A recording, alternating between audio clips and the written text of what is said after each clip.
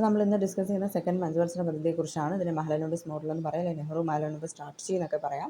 അപ്പോൾ ഇത് പൊതുമേഖലാ വ്യവസായത്തിനാണ് കൂടുതൽ പ്രാധാന്യം കൊടുത്തിരുന്നത്. പബ്ലിക് സെക്ടേഴ്സിന്, പ്രൈവറ്റ് സെക്ടേഴ്സിന് വലിയ പ്രാധാന്യം കൊടുത്തിരുന്നില്ല എന്ന് പറയാം.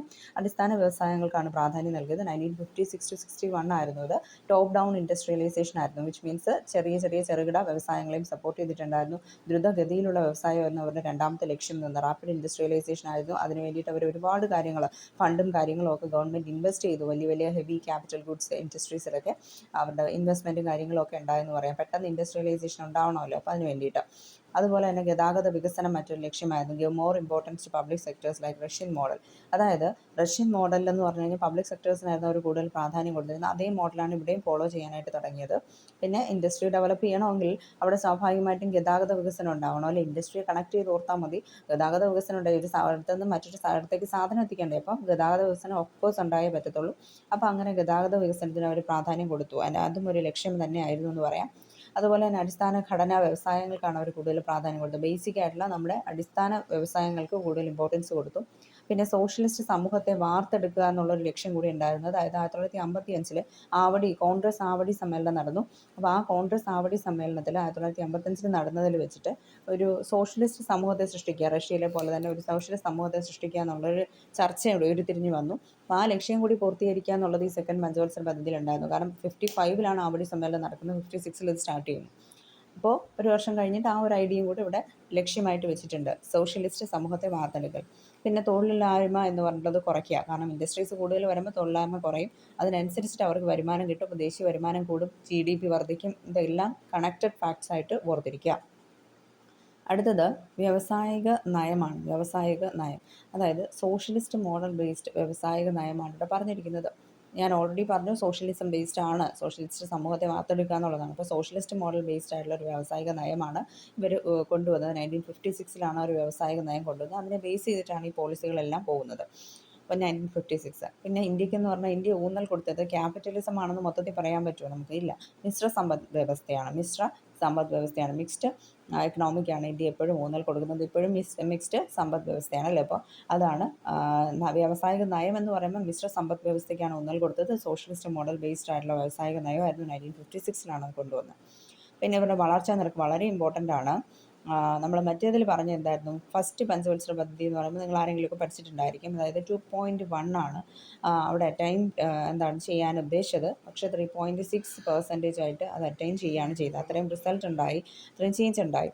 അതേപോലെ ഇവിടെ 4.5% വളർച്ചാ നിരക്കാണ് ലക്ഷ്യം. പക്ഷേ ലക്ഷ്യം കൈവരിച്ചത് മറ്റേതുപോലെ അത്ര സക്സസ് ആയെന്ന് ചോദിച്ചാൽ ഇല്ല. പക്ഷേ സക്സസ്ഫുൾ ആണോ എന്ന് ചോദിച്ചാൽ ആണ്. കാരണം വ്യവസായം പോലുള്ളൊരു കാര്യം ഇത്രയും ഇതിലെത്തിയെങ്കിൽ അതൊരു സക്സസ്ഫുൾ ആയിട്ടുള്ളൊരു കാര്യം തന്നെയാണ്. അപ്പോൾ 4.3%-ലെ 4.27% അവർ അറ്റൈൻ ചെയ്തത്.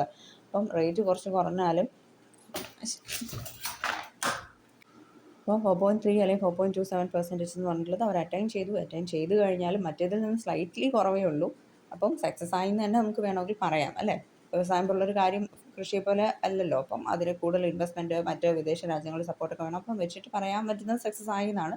പരാജയമായിരുന്നു എന്നൊക്കെ ചിലപ്പോൾ ക്വസ്റ്റ്യനിൽ കാണും. അപ്പോൾ ഈ ശതമാനം കുറഞ്ഞല്ലോ എന്ന് വെച്ചാൽ പരാജയമാണെന്ന് നമ്മൾ എഴുതി വയ്ക്കരുത്. അതുകൊണ്ടാണ് ഇത്രയും പറഞ്ഞത്. പിന്നെ അതുപോലെ പ്രോബ്ലംസ് എന്ന് പറയുമ്പോഴത്തേക്കും വിദേശ നാണയത്തിൻ്റെ കടുത്ത അഭാവം ഉണ്ടായിരുന്നു. വിദേശ നാണയത്തിൻ്റെ കടുത്ത അഭാവം ഉണ്ടായിരുന്നു. ആ സമയത്ത് പ്രശ്നങ്ങളാണ് പറഞ്ഞിരിക്കുന്നത്. അതുപോലെ വിലക്കയറ്റമൊക്കെ ഭയങ്കര കൂടുതലായിരുന്നു. അബവ് 30% കൂടുതലൊക്കെ ആയിരുന്നു വിലക്കയറ്റം. സൂക്ഷ്മ ചെറുകിട കൈത്തറി വ്യവസായങ്ങൾക്ക് വളർച്ചയൊന്നും കാര്യമായിട്ടുണ്ടായില്ല. കാരണം ഇവർ ഫോക്കസ് ചെയ്തു എന്ന് ഞാൻ പറഞ്ഞു. ടോപ്പ് ടു ഡൗൺ ഇൻഡസ്ട്രിയലൈസേഷനാണ്. ചെറിയ ഇൻഡസ്ട്രികളെയൊക്കെ ഇവർ ഫോക്കസ് ചെയ്തിട്ടുണ്ടായിരുന്നു. അപ്പോൾ സൂക്ഷ്മ ചെറുകിട കൈത്തറി വ്യവസായങ്ങളൊക്കെ ഉണ്ടായിരുന്നു. അപ്പോൾ അതിനൊക്കെ എന്ന് പറഞ്ഞു കഴിഞ്ഞാലും വലിയ കാര്യമായിട്ടുള്ള വളർച്ചയും കാര്യങ്ങളും ഒന്നും ഉണ്ടായില്ല എന്ന് പറയാൻ പറ്റും. അതുപോലെ തന്നെ മറ്റ് കമ്പനികളുണ്ടല്ലോ, ഈ പുറത്തു നിന്നുള്ള വിദേശ രാജ്യങ്ങൾ നമ്മളിവിടെ കൊണ്ടുവന്നിട്ട് മൂലധനം അല്ല പറഞ്ഞിരിക്കുന്നത്, ക്യാപിറ്റൽ ഗുഡ്സ് ഉണ്ട് അല്ലേ. സാധനങ്ങളും സാമഗ്രികളും ഒക്കെ നമുക്ക് വേണ്ടേ ഒരു ഇൻഡസ്ട്രി തുടങ്ങണമെന്ന്. അപ്പോൾ സ്വാശ്രയത്തെ എത്ര തന്നെ നമ്മൾ സ്വന്തമായിട്ട് ഡിപ്പെൻഡ് ചെയ്താലും നമുക്ക് പുറത്തുനിന്ന് സാധനം വാങ്ങിച്ചേ പറ്റൂ. അങ്ങനെ വാങ്ങിക്കണമെങ്കിൽ നമുക്ക് എന്ത് ചെയ്യണം, ഇറക്കുമതി ചുങ്കം എന്ത് ചെയ്യണം, കുറച്ചേ പറ്റൂ. ടാരിഫ് അങ്ങനെയുള്ള സംഭവങ്ങളൊക്കെ കുറച്ചാലേ അവർ കൊണ്ടുവന്ന് ഇങ്ങോട്ട് ഇൻവെസ്റ്റ് ചെയ്യത്തുള്ളൂ. അങ്ങനെയുള്ള സിറ്റുവേഷൻ ഉണ്ടാകുമ്പോൾ വിലക്കുറവുണ്ടാവും. ഇറക്കുമതി ചുങ്കം കുറയ്ക്കുന്നു. അപ്പം അതേപോലെ തന്നെ ഇവർക്ക് പൈസ നമുക്ക് തിരിച്ചു കൊടുക്കണമല്ലോ. അപ്പോൾ വിദേശ നാണയത്തിൻ്റെ രൂപത്തിൽ കൊടുക്കുന്നു. അപ്പോൾ വിദേശ നാണയത്തിൻ്റെ കടുത്ത അഭാവം ഉണ്ടാകുന്നു. അതുപോലെ തന്നെ ഭയങ്കരമായിട്ടുള്ള വിലക്കയറ്റവും കാര്യങ്ങളും ഒക്കെ അവിടെ ക്രിയേറ്റ് ചെയ്യപ്പെടുന്നു. വിലക്കയറ്റമൊക്കെ ഇഷ്ടംപോലെ ഒരുപാട് കൂടുകയാണ് സാഹചര്യത്തിൽ. അതായത് ഇറക്കുമതി ചെയ്തിട്ട് അവരങ്ങ് പോകുന്നത് നമുക്ക് നഷ്ടമാണ്. പണപ്പെരുപ്പം പോലുള്ള സിറ്റുവേഷൻസ് ഉണ്ടാവും, വിലക്കയറ്റം ഉണ്ടാവും. അങ്ങനെ കുറേയധികം പ്രശ്നങ്ങളൊക്കെ ആ ഒരു സമയത്ത് ഫേസ് ചെയ്യേണ്ടതായിട്ട് വന്നിട്ടുണ്ടായിരുന്നു. ഓക്കെ. ഇനി ഒബ്ജക്റ്റീവ്സ് എന്ന് പറഞ്ഞു കഴിഞ്ഞാൽ എന്തൊക്കെയായിരുന്നു എന്ന് ചോദിച്ചു കഴിഞ്ഞാൽ ദാറ്റ് ഈസ് 4.5% ആയിരുന്നു അവരുടെ ഗ്രോത്ത് റേറ്റിൻ്റെ ഒബ്ജക്റ്റീവ്സ് എന്ന് പറയുന്നത്. ഗ്രോത്ത് റേറ്റ് എത്ര വേണം? 4.5% ഇൻക്രീസ് നാഷണൽ ഇൻകം. അതുപോലെ തന്നെ ദേശീയ വരുമാനം ഇവരുടെ ഒരു ലക്ഷ്യമായിരുന്നു പറഞ്ഞത്. തൊഴിലില്ലായ്മ കുറച്ച് ദേശീയ വരുമാനം കൂട്ടുക എന്നുള്ളത്. അത് ഏകദേശം 25% ആയിരുന്നു. 4.5% മറ്റേത് ഗ്രോത്ത് റേറ്റ്. ഇത് 25% ആണ്. അവരുടെ നാഷണൽ ഇൻകം എത്രത്തോളം വളരണമെന്നാണ് അവർ പറഞ്ഞത്? 25%. ദീർഘകാല അടിസ്ഥാനത്തിലുള്ള വളർച്ച, അതായത് പെട്ടെന്ന് നടക്കില്ല എന്നറിയാം. ഇതെല്ലാം തന്നെ ദീർഘകാല അടിസ്ഥാനത്തിലുള്ള വളർച്ചയാണ് ഇവർ ഇതിൽ നിന്നും എയിം ചെയ്തത്. Development of heavy and basic industries like iron and steel, chemical and heavy machine building industries. വലിയ വലിയ ഇൻഡസ്ട്രികളുണ്ടല്ലോ, എന്നാൽ ബേസിക് ആയിട്ടുള്ള ഇൻഡസ്ട്രീസിനാണ് ഇമ്പോർട്ടൻസ് കൊടുത്തതെന്ന് പറഞ്ഞാൽ, അതായത് അയൺ ആൻഡ് സ്റ്റീൽ കമ്പനികൾക്ക്, കെമിക്കൽ ഇൻഡസ്ട്രീസിന്, അതായത് ഫെർട്ടിലൈസേഴ്സ് ഒക്കെ ഉണ്ടാക്കി കൃഷിയെ മെച്ചപ്പെടുത്താൻ വേണ്ടിയിട്ടൊക്കെയുള്ള, അതുപോലെ ഹെവി മെഷീൻ ബിൽഡിംഗ് ഇൻഡസ്ട്രീസ്, വലിയ വലിയ മെഷീൻസ് വേണം. വേറൊരു വ്യവസായം തുടങ്ങണമെങ്കിൽ തന്നെ അതിനാവശ്യമായിട്ടുള്ള മെഷീൻസ് കാര്യങ്ങളാണ് ഏറ്റവും ഇമ്പോർട്ടൻറ്റ്. അപ്പം അതിനനുസരിച്ച് അവർ അതിൽ ഇൻവെസ്റ്റ് ചെയ്യാൻ തുടങ്ങി. ഹെവി മെഷീൻ ബിൽഡിംഗ് ഇൻഡസ്ട്രീസിനൊക്കെ ഇമ്പോർട്ടൻസ് കൊടുത്തു. അപ്പോൾ ഇതൊക്കെ അവിടെ ലക്ഷ്യമായിരുന്നു. രണ്ട് ഇമ്പോർട്ടൻറ്റ് കാര്യമാണ് ഇപ്പോൾ പറഞ്ഞത്. ദാറ്റ് ഈസ് 4.5% ആയിരുന്നു അവരുടെ ഗ്രോത്ത് റേറ്റ്, അവരുടെ വളർച്ചാ നിരക്ക് ലക്ഷ്യം എന്ന് പറയുന്നത്. ഇമ്പോർട്ടൻ്റ് ആണ്, പഠിച്ചോളാം. അതുപോലെ തന്നെ നാഷണൽ ഇൻകം എത്രത്തോളം ഇൻക്രീസ് ചെയ്യണമെന്നാണ് പറഞ്ഞത്? 25% ആയിട്ട് ഇൻക്രീസ് ചെയ്യണം എന്നും പറഞ്ഞു. ഇത്രയും ക്ലിയർ അല്ലേ? ഇനി അടുത്തത് ഇവരുടെ പ്രവർത്തനങ്ങളാണ് പറയുന്നത്. 1960 സെപ്റ്റംബർ 19 നമുക്കറിയാം സിന്ധു നദീജല കരാറൊക്കെ ഉണ്ടായതാണ്. അതിവിടെ പറയേണ്ട കാര്യം എന്താണെന്ന് വെച്ച് കഴിഞ്ഞാൽ 1956 to 61 ആണ് ഈ ഒരു പഞ്ചവത്സര പദ്ധതി നടന്നത്. സോ അതുകൊണ്ട് തന്നെ നമുക്ക് പറയാം അതിൻ്റെ ഇടയിൽ നടന്ന ഒരു കരാറാണ് 1960 സെപ്റ്റംബർ 19 നമ്മുടെ അയൂബ് ഖാനും, അതുപോലെ തന്നെ നമ്മുടെ അയൂബ് ഖാനല്ല, അയൂബ് ഖാനും നമ്മുടെ ജവഹർലാൽ നെഹ്റുവും കൂടെ നടത്തിയ ഒരു എന്തായാലും സന്ധിയായിരുന്നു അല്ലേ. അപ്പോൾ സിന്ധു നദീജല കരാർ ആ ഒരു ഉടമ്പടി ആ സമയത്ത് നടന്നതാണെന്ന് ജസ്റ്റ് ഒന്ന് ഓർത്തിരിക്കുക. ഏത് സമയത്ത് നടത്തിയാൽ പെട്ടെന്നൊരു ക്വസ്റ്റ്യൻ വന്നു കഴിഞ്ഞാൽ നമ്മൾ എഴുതണമല്ലോ ഏത് പഞ്ചവത്സര പദ്ധതി കാലത്താണെന്ന്. ചോദിച്ചിട്ടില്ല അങ്ങനെയൊന്നും. 1959 അല്ലെ, 1959 അടുത്ത് ഇമ്പോർട്ടൻ്റ് ആണ് കേട്ടോ. 1959 പറഞ്ഞിരിക്കുന്നത്. 59 നമ്മൾ ഭിലായി, റൂർക്കേല, ദുർഗാപൂരൊക്കെ വന്നത്. ഏതാണ്? ഭിലായി, റൂർക്കേല, ദുർഗാപൂർ. ഭിലായി ഉണ്ട്, പിന്നെ റൂർക്കേലയുണ്ട്, ദുർഗാപൂർ ഉണ്ട്. ഇത് മൂന്നും എവിടെയൊക്കെ വന്നതെന്ന് പരീക്ഷ എപ്പോഴും ചോദിക്കും. ഭിലായി എന്ന് പറയുന്നത് എവിടെയാണ്? ഛത്തീസ്ഗഡിലാണ് വന്നത്. റൂർക്കേല ജർമ്മനിയുടെ സഹായത്തോട് കൂടിയിട്ട് എവിടെ വന്നു? റൂർക്കേല വന്നത് ജർമ്മനിയുടെ സഹായത്തോട് കൂടിയിട്ട് ഒഡീഷയിലാണ് വന്നത്. അതുപോലെ ദുർഗാപൂർ എന്ന് വന്നിട്ടുള്ളത് ബ്രിട്ടൻ്റെ സഹായത്തോട് കൂടിയിട്ട് വെസ്റ്റ് ബംഗാളിൽ വന്നു. ഭിലായി ഛത്തീസ്ഗഡിൽ വന്നു റഷ്യയുടെ സഹായത്തോട് കൂടി. പിന്നെ ഒന്നുണ്ട് ബൊക്കാറോ, അത് പക്ഷേ 1964 വന്നത്. അപ്പം ഭിലായിയുടെ ഒരു പ്രത്യേകത എന്താണ്? ഏറ്റവും ലാഭകരമായിട്ട് പോയിക്കൊണ്ടിരിക്കുന്ന ഒരു ഇൻഡസ്ട്രിയൽ കമ്പനിയാണ് ഭിലായി എന്ന് പറഞ്ഞിട്ടുള്ളത്. അപ്പോൾ ഇതൊക്കെ നമ്മുടെ ഗവൺമെൻറ്റിൻ്റെ ഭാഗമായിട്ടുള്ളതാണ്. അപ്പോൾ ഇതിനെല്ലാം അനുമതി ലഭിക്കുകയും ഒക്കെ ചെയ്തിട്ടുണ്ടായിരുന്നു. 1959 തന്നെ പിന്നെ ഒരു പ്രത്യേകത എന്ന് പറഞ്ഞു കഴിഞ്ഞാൽ TV സംപ്രേഷണം ഇന്ത്യയിൽ ആദ്യമായിട്ട് സ്റ്റാർട്ട് ചെയ്തത് 1959 1959 എന്ത് നടക്കുന്നത്? ഈ ഒരു TV സംരക്ഷണം എന്ന് പറഞ്ഞത് ഇന്ത്യയിൽ ഫസ്റ്റ് സ്റ്റാർട്ട് ചെയ്യുന്നു. അതുപോലെ 1958 നമ്മൾ പോകുമ്പോഴത്തേക്കുമാണ് DRDO എന്ന് പറഞ്ഞിട്ടുള്ള സംഭവം അല്ലേ, defence research and development organisation DRDO start ചെയ്തു. അപ്പം ഇതെല്ലാം തൊഴിൽ അല്ലെങ്കിൽ വ്യവസായവുമായി ബന്ധപ്പെട്ട് പറയുന്ന കാര്യങ്ങളൊക്കെയാണ്. അതുപോലെ DRDO 1958 സ്റ്റാർട്ട് ചെയ്തു. Next is Indian companies act എന്ന് പറഞ്ഞിട്ടുള്ളത് അല്ലേ, കൊണ്ടുവന്നു ഇന്ത്യൻ കമ്പനീസ് ആക്ട്. കാരണം വ്യവസായങ്ങൾ വരുമ്പോൾ അതിനെ നിയന്ത്രിക്കാൻ ആക്ട് വേണം. അപ്പോൾ ഇന്ത്യൻ കമ്പനീസ് ആക്ട് വന്നു. അത് വന്നത് 1956. അതായത് തുടക്കം തന്നെ കമ്പനീസ് ആക്ട് ആണ് വന്നത് അല്ലേ. എന്നിട്ട് ഈ 1956 കമ്പനീസ് ആക്ട് ഇപ്പം അതേപോലെ നിലവിലുണ്ടോ? ഇല്ല, അത് അമെൻഡ് ചെയ്തു. അതിനെ റീപ്ലേസ് ചെയ്തിട്ട് ഇപ്പം 2013 പുതിയൊരു ലാ വന്നിട്ടുണ്ടായിരുന്നു. 2013 ഓക്കെ. അപ്പോൾ അത്രയാണ് അവിടെ പറഞ്ഞിരിക്കുന്നത്. 1956 ഇന്ത്യൻ കമ്പനീസ് ആക്ട് എന്ന് പറഞ്ഞിട്ടുള്ളത്. അടുത്ത ഖാദി ഗ്രാമ വ്യവസായ കമ്മീഷനൊക്കെ സ്റ്റാർട്ട് ചെയ്തു. ഖാദി ഗ്രാമ വ്യവസായ കമ്മീഷൻ. അതുപോലെ തന്നെ റെയിൽവേ ലൈൻ, അതായത് പിന്നെ ഗതാഗതത്തിന് ഇമ്പോർട്ടൻസ് കൊടുത്തു എന്ന് ഞാൻ പറഞ്ഞിട്ടുണ്ടായിരുന്നു. അപ്പോൾ റെയിൽവേ ലൈനൊക്കെ ഇമ്പ്രൂവ് ചെയ്തു. നോർത്ത് ഈസ്റ്റേൺ കൺട്രീസിലുള്ള സ്റ്റേറ്റ്സിലുള്ള റെയിൽവേ ലൈൻസ് ഒക്കെ ഇമ്പ്രൂവ് ചെയ്യാനായിട്ട് തുടങ്ങി. അതുപോലെ ദേശീയപാത നിയമം 1956 നിലവിൽ വന്നു.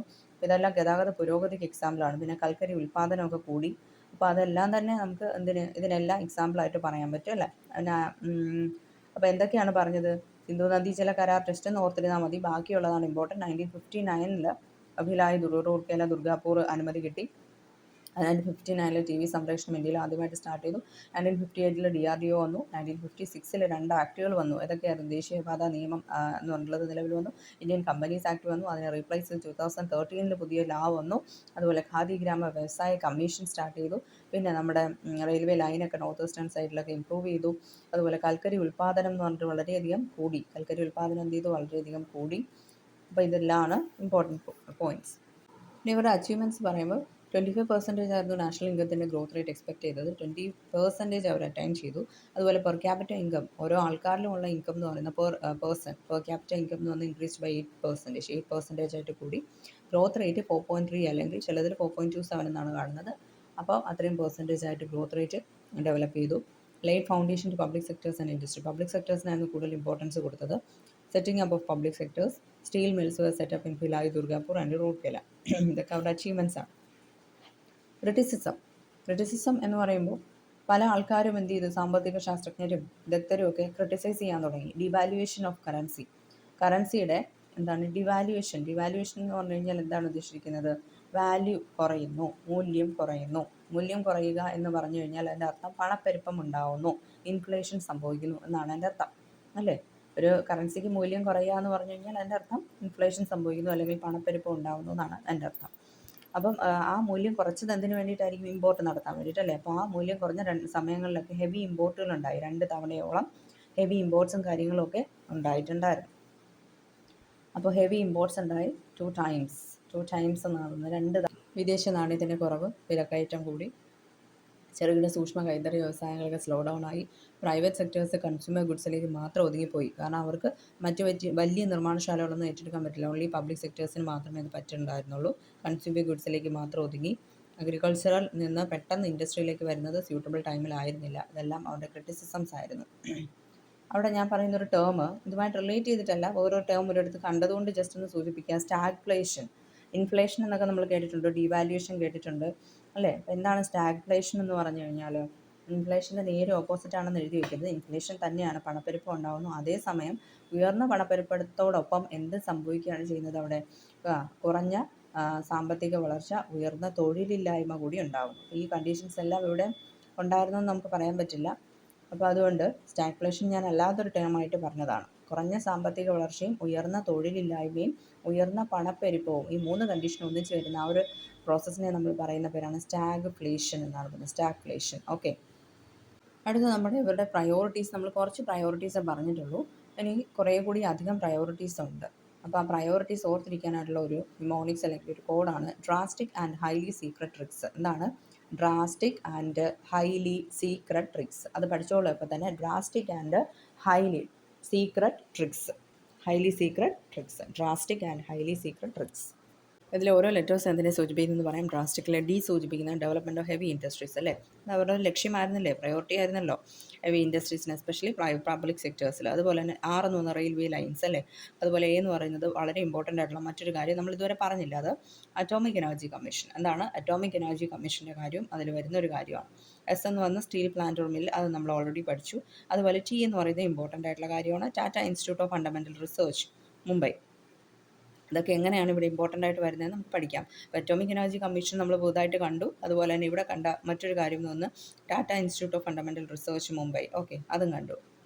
മുംബൈയിലാണ് Tata institute of fundamental research എന്ന് പറഞ്ഞിട്ടുള്ളത്. ഓക്കെ. നെക്സ്റ്റ് ഐ എന്ന് പറയുന്നത് ഇമ്പോസ്റ്റ് ഫോറിൻ ലോൺസ്, അല്ലെ? ഫോറിൻ ലോൺസ് ഒക്കെ എടുത്തിട്ട് നമ്മൾ ഇമ്പോർട്ട് ചെയ്യുന്നു എന്നുള്ള കാര്യം പറഞ്ഞിട്ടുണ്ട്. അതെല്ലാം ഉണ്ട്. അതുപോലെ തന്നെ നെക്സ്റ്റ് സി കോൾ പ്രൊഡക്ഷൻ, കൽക്കരിയുടെ ഉൽപ്പാദനം, അതും കണ്ടതാണ്. ആൻഡ് എന്ന് പറയുമ്പോഴത്തേക്ക് ആൻഡിലെ എ എന്ന് പറയുന്നത് അഗ്രികൾച്ചറിനെ സൂചിപ്പിക്കുന്നു. കൃഷിക്കും ഇമ്പോർട്ടൻസ് കൊടുത്തിരുന്നു. ഹൈലി എന്ന് പറഞ്ഞു കഴിഞ്ഞാൽ ഹൈഡ്രോ ഇലക്ട്രിക് പവർ പ്ലാന്റ്സ് ആണ്. അതാണ് ഹൈഡ്രോ ഇലക്ട്രിക് പവർ പ്ലാന്റ്സിനെയാണ് അവിടെ സൂചിപ്പിക്കുന്നത്. അത് നമ്മൾ പുതുതായിട്ട് കേൾക്കുമല്ലേ. ദ സീക്രട്ട് എന്ന് പറഞ്ഞു കഴിഞ്ഞാൽ സോഷ്യൽ ആൻഡ് കമ്മ്യൂണിറ്റി സർവീസസ് ആണ്. സീക്രട്ട് എന്ന് പറയുമ്പോൾ അതിൽ എസ് സൂചിപ്പിക്കുന്നതെന്ന് പറഞ്ഞു കഴിഞ്ഞാൽ സോഷ്യൽ ആൻഡ് കമ്മ്യൂണിറ്റി സർവീസസ് ആണ്.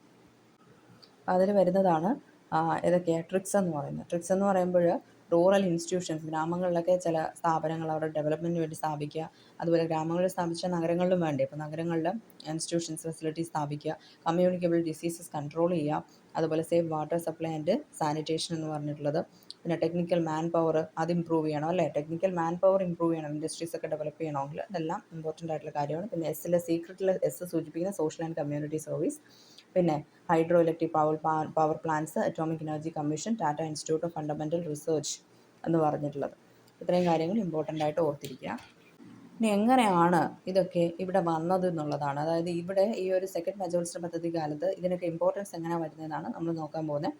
അതിലാദ്യം തന്നെ റൂറൽ ഇൻസ്റ്റിറ്റ്യൂഷൻസ് എന്ന് പറയുമ്പോൾ നമ്മൾ അറിയാം 1959, അതായത് 1957 നമുക്ക് തന്നെ അറിയാവുന്ന ഒരു കാര്യമാണ് ബൽവന്ത് റായ് മേത്ത കമ്മിറ്റി, അല്ലേ? 1957 1977 അശോക് മേത്ത കമ്മിറ്റി. ഇപ്പോഴും ചോദിക്കുന്ന ചോദ്യങ്ങളാണ് ഇതൊക്കെ. ബൽവന്ത് റായ് മേത്ത കമ്മിറ്റി. അപ്പോൾ നമ്മുടെ എന്തിൻ്റെ പിതാവ് എന്നാണ് ഈ ബൽവന്ത് റായ് മേത്തയെ നമ്മൾ പറയുന്നത്? ഇന്ത്യൻ പഞ്ചായത്തി രാജിൻ്റെ പിതാവ് എന്നാണ് അദ്ദേഹത്തെ പറയുന്നത്. ഓക്കെ, അപ്പോൾ 1957 കൊണ്ടുവന്ന നിർദ്ദേശത്തിൻ്റെ അടിസ്ഥാനത്തിൽ ത്രിതല പഞ്ചായത്ത് സിസ്റ്റമൊക്കെ വേണമെന്ന് പറഞ്ഞു. അതിൻ്റെ അടിസ്ഥാനത്തിൽ അമെൻമെൻറ്റൊക്കെ 1992 73rd അമെൻമെൻറ്റിലൂടെയൊക്കെയാണ് അത് ഭരണഘടനയിൽ കൂട്ടിച്ചേർത്തത് പഞ്ചായത്ത് രാജ് സിസ്റ്റം. അതിന് മുന്നേയൊക്കെ തന്നെ ഒരുപാടിടങ്ങളിൽ നമ്മുടെ കേരളം ഉൾപ്പെടെയുള്ള പല സ്റ്റേറ്റുകളിലും ഒക്കെ പഞ്ചായത്ത് രാജ് സിസ്റ്റം ഉണ്ടായിരുന്നു. പഴയ ഒരു സംവിധാനമാണ് ഇതെന്ന് പറഞ്ഞത് ഗ്രാമപഞ്ചായത്തുകളെന്ന് പറഞ്ഞിട്ട് നമ്മൾ SCRT പഠിക്കുമ്പോൾ നമുക്ക് മനസ്സിലാവും. ഓക്കെ, അപ്പോൾ അങ്ങനെ 1959 എന്നാണ് 1957 എഴുതി പറഞ്ഞു. 2 വർഷം കഴിഞ്ഞ് 1959 October 2 ഒക്കെ ആയപ്പോഴത്തേക്കും എന്നാണ് നമ്മൾ CDP വന്നതെന്നാണ് 1952 ഫസ്റ്റ് പഞ്ചവത്സര പദ്ധതിയിലാണ് October 2 വന്നത്. CDP NES കൂടെ ലയിച്ചിട്ടൊക്കെയാണ് നമ്മൾ ഗ്രാമവികസനങ്ങൾക്ക് വേണ്ടിയിട്ടൊക്കെയുള്ള പഞ്ചായത്തും കാര്യങ്ങളും ഒക്കെ രൂപീകരിക്കുന്നതിൻ്റെ അടിസ്ഥാനം അതൊക്കെയാണ്. അപ്പോൾ എനിവേ ഇത് രാജസ്ഥാനിലെ നാഗൂർ എന്ന് പറഞ്ഞിട്ടുള്ള ജില്ലയിലാണ് ആദ്യമായിട്ട് പഞ്ചായത്തി രാജ് ഉദ്ഘാടനം ചെയ്യുന്നത് നെഹ്റു 1959 എന്നാണ്. 1959 October 2 എന്ത് ചെയ്തത്? ഉദ്ഘാടനം ചെയ്തത്. ഗാന്ധി ജയന്തിയുടെ അന്ന് തന്നെയാണ് ഉദ്ഘാടനം ചെയ്തത്. 1959 October 2 പഞ്ചായത്തി രാജ് ആദ്യം വന്നത് എവിടെയാണ്? രാജസ്ഥാനിലെ നാഗൂറിലാണ്. നെഹ്റുവാണ് ഇനാഗുറേറ്റ് ചെയ്തത്. എന്തിൻ്റെ റെക്കമെൻഡേഷനെ ബേസ് ചെയ്തിട്ടായിരുന്നു? ബൽവന്ത് റായ് മേത്ത കമ്മിറ്റി ബേസ് ചെയ്തിട്ടായിരുന്നു. അപ്പോൾ ഈ വർഷങ്ങളൊന്നും നോക്കി ഇതെല്ലാം നടക്കുന്നത് ഏതിൻ്റെ ഇടയിലാണ്? സെക്കൻഡ് പഞ്ചവത്സര പദ്ധതി കാലഘട്ടത്തിൻ്റെ ഇടയിലാണ്. സോ അതുകൊണ്ട് ഇവരുടെ ലക്ഷ്യങ്ങൾ എന്തും വന്നു എന്ന് നമുക്ക് പറയാം. റൂറൽ ഇൻസ്റ്റിറ്റ്യൂഷൻസിനെ ഇമ്പ്രൂവ് ചെയ്യുക എന്നുള്ളതും വന്നു എന്ന് നമുക്ക് പറഞ്ഞുകൂടെ? അതാണ് ഞാൻ ഉദ്ദേശിച്ചത്. അത് കഴിഞ്ഞ് മേജർ കമ്മിറ്റീസാണ്. ആ ഒരു ടൈം പീരീഡിലുണ്ടായിരുന്ന പ്രധാനപ്പെട്ട കമ്മിറ്റീസിൽ ഒന്ന് നമുക്കറിയാം, ബൽവന്ത് റായ് മേത്ത കമ്മിറ്റി 1957 പഞ്ചായത്ത് രാജുമായിട്ട് ബന്ധപ്പെട്ട്. വേറെ 2 കമ്മിറ്റീസ് ഉണ്ട് ആരോഗ്യമായിട്ട് ബന്ധപ്പെട്ടുള്ള. ഒന്ന് രേണുക റായ് കമ്മിറ്റി എന്ന് പറയുന്നത് നമ്മുടെ സ്കൂളുകളിലും മറ്റുമൊക്കെ ന്യൂട്രീഷ്യസ് ആയിട്ടുള്ള ഫുഡും കാര്യങ്ങളൊക്കെ പ്രൊവൈഡ് ചെയ്യാൻ വേണ്ടിയിട്ടും അത് ചെക്ക് ചെയ്യാൻ വേണ്ടിയിട്ട് സ്കൂളിലുള്ള ഹെൽത്ത് കാര്യങ്ങൾ, സ്കൂൾ ഹെൽത്ത് ആൻഡ് ന്യൂട്രീഷൻ സർവീസൊക്കെ നോക്കാൻ വേണ്ടിയിട്ട് വന്ന ഒരു ഇതാണെന്ന് നമുക്ക് പറയാൻ പറ്റും. ഓക്കെ, അതുപോലെ തന്നെ ഇത് വന്നത് 1960 വന്നത്. എന്നാണ് 1960 വന്നു. 1959 മുതലിയാർ കമ്മിറ്റി വന്നത്. ലക്ഷ്മണ സ്വാമി മുതലിയാറുടെ ആണെന്ന് വന്നത്. ലക്ഷ്മണ സ്വാമി മുതലിയാർ കമ്മിറ്റി 1959 ആയപ്പോൾ വന്നു. ആ 1959 വന്നതിൻ്റെ ലക്ഷ്യം ടു വാലുവേറ്റ് പബ്ലിക് ഹെൽത്ത് സെക്ടേഴ്സിനെ എന്ത് ചെയ്യാൻ വേണ്ടിയിട്ട്? വാലുവേറ്റ് ചെയ്യാൻ വേണ്ടിയിട്ട് വന്നതാണ് ലക്ഷ്മണ സ്വാമി മുതലിയാർ കമ്മിറ്റി 1959. ഓക്കെ, അപ്പോൾ ഈ സെക്കൻഡ് FYP എന്ന് പറയുന്നത് ഒരുപാട് ശാസ്ത്ര ഗവേഷണ വളർച്ചകൾക്ക് പ്രൊമോട്ട് ചെയ്തിട്ടുള്ളതാണെന്നാണ് പറഞ്ഞിരിക്കുന്നത്. അതിൻ്റെ ഫലമായിട്ടാണ് നമ്മുടെ എന്തൊക്കെ വന്നത്? ടാറ്റ ഇൻസ്റ്റിറ്റ്യൂട്ട് ഓഫ് റിസർച്ച് എന്ന് പറഞ്ഞത്. അവിടെ പ്രധാനമായിട്ടും മുംബൈയിൽ ബേസ് ചെയ്തിരിക്കുന്നത് സയൻസും മാത്സും ഒക്കെയാണ്. അപ്പോൾ ആ റിസർച്ചിന് അതുപോലെ അറ്റോമിക് എനർജി കമ്മീഷനൊക്കെ ഇമ്പോർട്ടൻസ് കൊടുത്തത് അതുകൊണ്ടായിരിക്കുമല്ലോ. അപ്പോൾ ശാസ്ത്ര ഗവേഷണ വളർച്ചയ്ക്ക് ഒരു ഇമ്പോർട്ടൻസ് കൊടുത്തു എന്ന് നമുക്ക് പറയാം. അതൊരു അഡീഷണൽ പോയിൻ്റാണ് അടുത്തത്. അടിസ്ഥാന ശാസ്ത്ര വളർച്ചാ പ്രോത്സാഹനത്തിന് ഇമ്പോർട്ടൻസ് കൊടുത്തു. അറ്റോമിക് എനർജി കമ്മീഷൻ പക്ഷേ വരുന്നത് നേരത്തെയാണ്. എന്ന് പറഞ്ഞാൽ 1948 ഓഗസ്റ്റ് 10 ആയപ്പോഴത്തേക്കും അറ്റോമിക് എനർജി കമ്മീഷൻ വരുന്നു. എന്നാണ്? 1948 ഓഗസ്റ്റ് 10 അറ്റോമിക് എനർജി കമ്മീഷൻ എന്ന് പറഞ്ഞ് എസ്റ്റാബ്ലിഷ് ചെയ്യുന്നു. Under department of scientific research ഡിപ്പാർട്ട്മെൻറ്റിൻ്റെ അണ്ടറിലായിരുന്നു അറ്റോമിക് എനർജി കമ്മീഷൻ എസ്റ്റാബ്ലിഷ് ചെയ്തത്. Under the department of scientific research in 1948. 1948 August 10 അത് നിലവിൽ വരുന്നത്. ആദ്യത്തെ ചെയർമാൻ എന്ന് പറഞ്ഞിട്ടുള്ളത് ആരായിരുന്നു? ചെയർമാൻ എന്ന് ഇപ്പോൾ പറയില്ല, ചെയർപേഴ്സൺ ആയിരുന്നു ഹോമി ജെ ഭാഭ. ഇപ്പോഴത്തെ ചെയർപേഴ്സൺ ആരാണ് എന്നുള്ളത് അജിത് കുമാർ മൊഹന്തിയാണ്. അത് കഴിഞ്ഞിട്ട് 1954 ആയപ്പോൾ 54 ഓഗസ്റ്റ് 3 ഒക്കെ ആയപ്പോഴത്തേക്കും പുതിയൊരു ഡിപ്പാർട്ട്മെൻറ്റ് വന്നു. ഡിപ്പാർട്ട്മെൻറ്റ് ഓഫ് അറ്റോമിക് എനർജി അല്ലേ. അപ്പോൾ അറ്റോമിക് എനർജി കമ്മീഷൻ പിന്നെ ഇവിടെ ഇരുന്നിട്ട് കാര്യമുണ്ടോ? ഡിപ്പാർട്ട്മെൻറ്റ് ഓഫ് സയൻറ്റിഫിക് റിസർച്ചിൽ. അപ്പോൾ 1954 ഓഗസ്റ്റ് 3 വന്നു. അത് കഴിഞ്ഞ് 4 വർഷം കഴിഞ്ഞ് 1958 മാർച്ച് 1 ആയപ്പോഴത്തേക്ക് atomic energy commission was under the department of atomic energy which was established in 1954 August 3. Okay, atomic energy commission എന്നാണ് ആയത്? ഈ ഒരു അറ്റോമിക് എനർജി ഡിപ്പാർട്ട്മെൻറ്റ് അണ്ടറിൽ എവിടെ നിന്ന്? ഡിപ്പാർട്ട്മെൻറ്റ് ഓഫ് സയൻറ്റിഫിക് റിസർച്ചിൽ നിന്ന് മാറി അറ്റോമിക് എനർജി ഡിപ്പാർട്ട്മെൻറ്റിലേക്ക് വന്നത് എന്നാണെന്ന് ചോദിച്ചു കഴിഞ്ഞാൽ ദാറ്റ് വാസ് 1958 മാർച്ച് 1 അങ്ങനെ വന്നത്. പിന്നെ ഇന്ത്യയിലുണ്ടായിരുന്ന ഒരു പ്രധാന പ്രശ്നമാണ് പേയ്മെൻറ്റ് ക്രൈസിസ്. നമുക്ക് ബാലൻസ് ഓഫ് പേയ്മെൻ്റ് ഒക്കെ അറിയാവുന്ന കാര്യങ്ങളാണല്ലേ. അപ്പോൾ പേയ്മെൻറ്റ് ക്രൈസിസ് എന്ന് പറഞ്ഞാൽ ഇന്ത്യയിൽ ഉണ്ടായിരുന്ന ഒരു പ്രശ്നമാണ്. India in 1957 balance of payment crisis ഉണ്ടായിരുന്നു. അതായത് ഇറക്കുമതി കൂടുതൽ, കയറ്റുമതി കുറവ്, വിദേശ നാണ്യത്തിൽ ഇടിവുണ്ടാവും അല്ലേ. ഇറക്കുമതി കൂടുന്നു, കയറ്റുമതി വളരെയധികം നമുക്ക് കുറവാണെങ്കിലൊക്കെ എന്താ സംഭവിക്കും? വിദേശ നാണ്യത്തിൽ ഭയങ്കരമായിട്ടുള്ള ഇടിവും കാര്യങ്ങളും ഉണ്ടാവും. അങ്ങനെയാണെങ്കിലൊക്കെ ബാലൻസ് ഓഫ് പേയ്മെൻറ്റിൽ ക്രൈസിസ് ഉണ്ടാവും. 1957 ആയപ്പോഴത്തേക്കും ബാലൻസ് ഓഫ് പേയ്മെൻറ്റ് ക്രൈസിസ് ഒക്കെ ഉണ്ടായി. നമുക്കുണ്ടായി. അപ്പോൾ ഈ ബാലൻസ് ഓഫ് പേയ്മെൻറ്റ് എന്ന് പറഞ്ഞു കഴിഞ്ഞാൽ എന്താണ് നമ്മൾ ഫസ്റ്റ് മനസ്സിലാക്കണം. പെർ ഇയർ, ഒരു വർഷത്തിൽ ഗവൺമെൻറ് അല്ലെങ്കിൽ നമ്മുടെ പൊതുജനങ്ങളാവാം ലോകത്തെ മറ്റ് രാജ്യങ്ങളുമായി നടത്തുന്ന എല്ലാ സാമ്പത്തിക ഇടപാടുകളുടെയും കണക്കാണ് പറഞ്ഞത്. മറ്റ് രാജ്യങ്ങളുമായിട്ട് മാത്രമാണ് പറഞ്ഞിരിക്കുന്നത്. വിദേശ രാജ്യങ്ങളുമായിട്ട് ഒരു വ്യക്തിയാവാം, അല്ലെങ്കിൽ വ്യക്തികളാവാം, നമ്മുടെ രാജ്യത്തുള്ള, അല്ലെങ്കിൽ നമ്മുടെ ഗവൺമെൻറ് ആവാം, അവർ നടത്തുന്ന ഇടപാടുകളുടെ മൊത്തത്തിലുള്ള കണക്കിനെയാണ് നമ്മൾ ബാലൻസ് ഓഫ് പേയ്മെൻറ്റ്, വിദേശ രാജ്യങ്ങളുമായിട്ട് നടത്തുന്ന ബാലൻസ് ഓഫ് പേയ്മെൻറ്റ് എന്ന് പറയും. അത് സർപ്ലസ് ആവാം, ഡെഫിസിറ്റ് ആവാം. സർപ്ലസ് എന്ന് പറഞ്ഞാൽ അധികവും ആവാം, ഡെഫിസിറ്റ് എന്ന് പറഞ്ഞാൽ കുറവും ആവാം എന്നാണ് പറഞ്ഞത്. അധികം എന്ന് പറഞ്ഞു കഴിഞ്ഞാൽ നമുക്ക് എന്ത് ചെയ്യുന്നു, ചിലവിനേക്കാൾ കൂടുതൽ വരവ് വന്നു ചേരുമ്പോൾ നമുക്ക് സർപ്ലസ് ആയിട്ടുള്ള മണി, നമ്മുടെ വിദേശ നാണ്യം നമ്മുടെ ഇതിന് അകത്ത് കാണും. അതുപോലെ ഡെഫിസിറ്റ് എന്ന് പറഞ്ഞു കഴിഞ്ഞാൽ എന്താണ്, ചിലവാണ് കൂടുതൽ വരവിനേക്കാൾ. അങ്ങനെ ആകുമ്പോൾ ഡെഫിസിറ്റ് ഉണ്ടാവുകയും ചെയ്യും. അപ്പോൾ ഇവിടെ ഡെഫിസിറ്റ് ആണ് ഉണ്ടായത്, പേയ്മെൻറ്റ് ക്രൈസിസ് ആണ് ഉണ്ടായത്, വിദേശ നാണ്യത്തിൽ ഇടിവാണ് ഉണ്ടായത്, കുറവാണ് ഉണ്ടായത് അല്ലേ നമ്മുടെ സൂക്ഷിപ്പിൽ. അപ്പോൾ ഈ വിദേശ നാണ്യ സൂക്ഷിപ്പുകാരൻ എന്ന് പറയുന്നത് RBI ആണ്. അപ്പോൾ ബാലൻസ് ഓഫ് പേയ്മെൻറ്റ് ക്രൈസിസ് ഉണ്ടാവുന്നു എന്നായിരുന്നു 1957. അതൊന്ന് ഓർത്ത് വെച്ചേക്കാം. അതുപോലെ അടുത്തത് എന്താണ്, വ്യവസായ വികസനത്തിനായി കൈക്കൊണ്ട നിലപാടുകൾ എന്താണെന്നാണ് പറയുന്നത്. ഇതുകൂടെ കഴിയുമ്പോൾ നമ്മൾ ഇത് പോഷൻ കഴിയും. ദാറ്റ് ഈസ് ടാരിഫ് ഇമ്പോർട്ട്സ് എന്ന് പറയുന്നത് കൂട്ടി. അതായത് നമ്മൾ ഇമ്പോർട്ട് ചെയ്യുമ്പോൾ ടാരിഫ് കൂട്ടി കഴിഞ്ഞാൽ കൂടുതലും വിദേശ രാജ്യങ്ങൾ മടിക്കും അല്ലേ. ടാരിഫ് കൂട്ടി എന്നൊക്കെ പറഞ്ഞ് USA ടാരിഫ് കൂട്ടി എന്നൊക്കെ പറഞ്ഞ് നമ്മൾ കേട്ടിട്ടില്ലേ. അപ്പോൾ ഇമ്പോർട്ട് ചെയ്യാനായിട്ട് മടിക്കും, കാരണം ഇത്രയും ടാക്സ് കൊടുക്കണം, അപ്പോൾ നമ്മൾ ഇമ്പോർട്ട് ചെയ്യണമെന്ന് ചിന്തിക്കും. അങ്ങനെ ചിന്തിക്കുമ്പോഴത്തേക്കും കൂടുതലും വിദേശ നാണ്യങ്ങളുടെ എമൗണ്ട്, വിദേശ വസ്തുക്കൾ ഇങ്ങോട്ട് വരുന്നത് കുറയും. അങ്ങനെ കുറയുമ്പോൾ നമ്മുടെ സ്വാശ്രയത്വം വർദ്ധിക്കുകയും അതുപോലെ തന്നെ നമ്മുടെ സ്വന്തം ഏരിയയിലുള്ള വ്യവസായങ്ങൾക്ക് ഇമ്പോർട്ടൻസ് കൊടുക്കാനും പറ്റും. അതായിരുന്നു ഇതിൻ്റെ ലക്ഷ്യം, ഹൈ ടാരിഫ് ഇൻ ഇമ്പോർട്ട്സ്. പൊതുമേഖല അതുപോലെ തന്നെ സ്വകാര്യ മേഖലയെ സംരക്ഷിക്കുന്നതിന് സഹായിക്കുന്ന ഒരു കാര്യമാണ്. അതുപോലെ വ്യവസായ മേഖലയിലെ ഉയർന്ന നിക്ഷേപം വ്യവസായ വളർച്ചയെ ഉത്തേജിപ്പിച്ചു എന്നാണ് പറയുന്നത്. ഒരുപാട് ഉയർന്ന നിക്ഷേപം, ഇൻവെസ്റ്റ്മെൻറ്റ് ഉണ്ടായിരുന്നു ഞാൻ പറഞ്ഞു, investment in high capital goods industries എന്ന് പറഞ്ഞു. അപ്പോൾ അതൊക്കെ വളരെയധികം ഡെവലപ്മെൻറ്റിന് ഹെൽപ്പ് ചെയ്തു. കൃഷിക്ക് കുറഞ്ഞ മുൻഗണന നൽകി, കൃഷിക്ക് വലിയ പ്രാധാന്യം കൊടുത്തിരുന്നില്ല, കുറഞ്ഞ മുൻഗണനയാണ് നൽകിയിരുന്നത്. 1953 PC മഹലനോബിസ് ഈ മാതൃക അവതരിപ്പിച്ചത്. ഇത്രയാണ് ഇതിനെക്കുറിച്ച് പറയാനുള്ളത്.